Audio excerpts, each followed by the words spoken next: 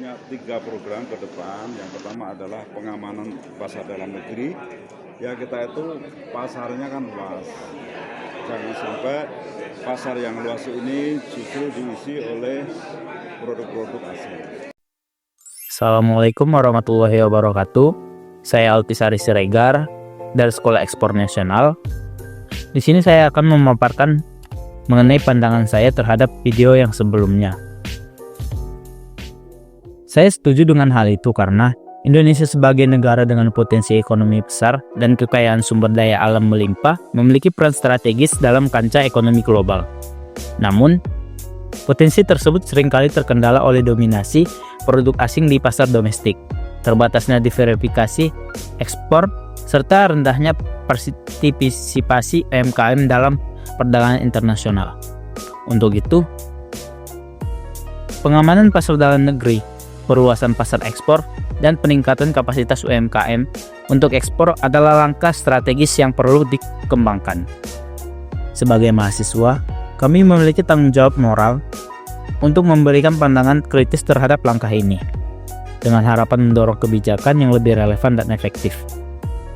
Nah, yang pertama yaitu pengamanan pasar dalam negeri, membangkitkan kemandirian ekonomi nasional. Pengamanan pasar domestik menjadi langkah penting dalam memastikan produk lokal menjadi tuan rumah di negeri sendiri. Indonesia memiliki pasar domestik yang sangat besar, dengan populasi lebih dari 270 juta jiwa. Nah, potensi ini, jika tidak dikelola dengan baik, dapat menjadi sasaran empuk bagi produk asing yang seringkali lebih murah karena subsidi pemerintah negara asal atau keunggulan teknologi.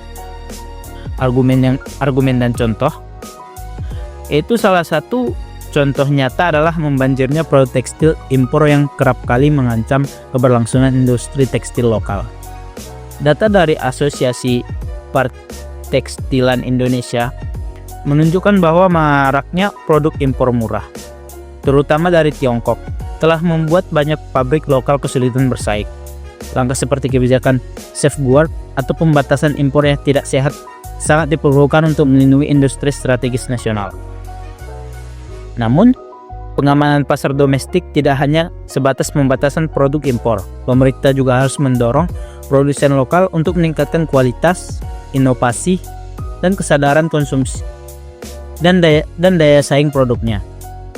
Sebagai mahasiswa, saya melihat peluang besar dalam menggerakkan kesadaran konsumsi produk lokal melalui kampanye yang melibatkan media sosial atau kolaborasi dengan lembaga pendidikan.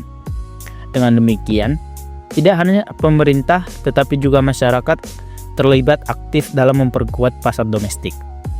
Untuk yang kedua, perluasan pasar ekspor. Diverifikasi pasar sebagai kunci ketahanan ekonomi. Indonesia masih terlalu bergantung pada pasar ekspor tradisional seperti Amerika Serikat, Uni Eropa, dan Tiongkok. Ketergantungan ini beresiko tinggi karena gejolak ekonomi di negara-negara tersebut dapat langsung berdampak pada stabilitas perdagangan Indonesia. Oleh karena itu, perluasan pasar ke negara-negara non-tradisional seperti di kawasan Afrika, Amerika Latin, dan Asia Selatan menjadi solusi strategis. Argumen dan contohnya, negara-negara di Afrika seperti Kenya dan Nigeria menunjukkan potensi besar sebagai pasar baru. Dengan pertumbuhan populasi dan urbanisasi yang pesat, kebutuhan akan produk pangan, tekstil, dan barang konsumsi meningkat drastis. Indonesia, dengan keunggulan produk-produk seperti makanan olahan, pakaian, dan elektronik, dapat mengisi ceruk pasar ini. Namun untuk memasuki pasar baru, dibutuhkan perjanjian dagang yang menguntungkan dan menghilangkan hambatan tarif maupun non-tarif. Contohnya, kerjasama melalui Indonesia-African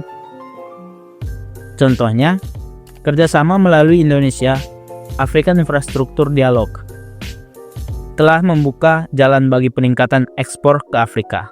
Nah, kami sebagai mahasiswa percaya bahwa penguatan kapasitas diplomasi ekonomi dan promosi dengan berbasis digital dapat mempercepat ekspansi ini.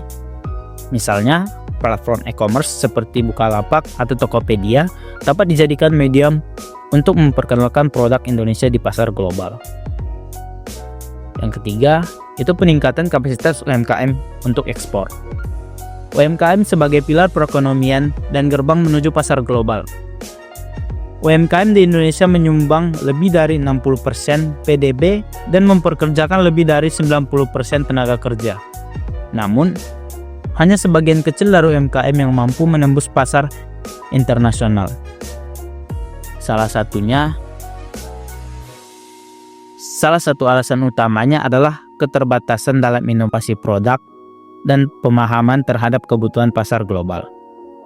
Argumen dan contohnya, sebagai contoh, produk kerajinan tangan dari Bali dan Yogyakarta memiliki daya tarik besar di pasar internasional. Namun, banyak pelaku UMKM belum memahami standar internasional seperti sertifikasi produk atau regulasi ekspor. Nah, inilah mengapa untuk membangun ekosistem yang mendukung, termasuk pelatihan ekspor, akses pembiayaan yang lebih mudah, dan integrasi ke dalam rantai pasok global. Nah, selain itu, UMKM mengadopsi dua strategi utama, yang dimana pertama itu resource-based strategi dan market-based strategi. Resource-based strategi menekankan pemanfaatan kekayaan sumber daya lokal seperti kopi Gayo atau rempah-rempah Maluku sebagai keunggulan kompetitif. Di sisi lain, market-based strategis mendorong UMKM untuk menyelesaikan produk mereka dengan kebutuhan konsumen global, misalnya dengan menciptakan produk organik atau ramah lingkungan yang sedang diminati. Sebagai mahasiswa, kami juga dapat berkontribusi melalui inisiatif seperti program magang di UMKM untuk membantu mereka memanfaatkan teknologi digital atau menganalisis pasar global. Kerjasama antara universitas, pemerintah, dan pelaku usaha akan sangat efektif dalam meningkatkan daya saing UMKM.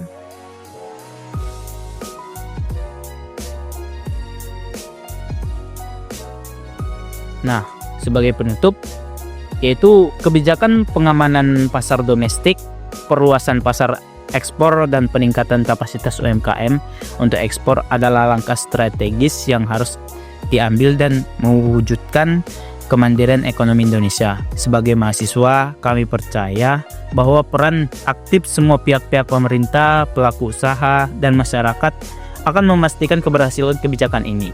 Dengan semangat kolaborasi dan inovasi, Indonesia tidak hanya akan menjadi tuan rumah di negeri sendiri, tetapi juga pemain utama dalam perekonomian global. Terima kasih. Assalamualaikum warahmatullahi wabarakatuh.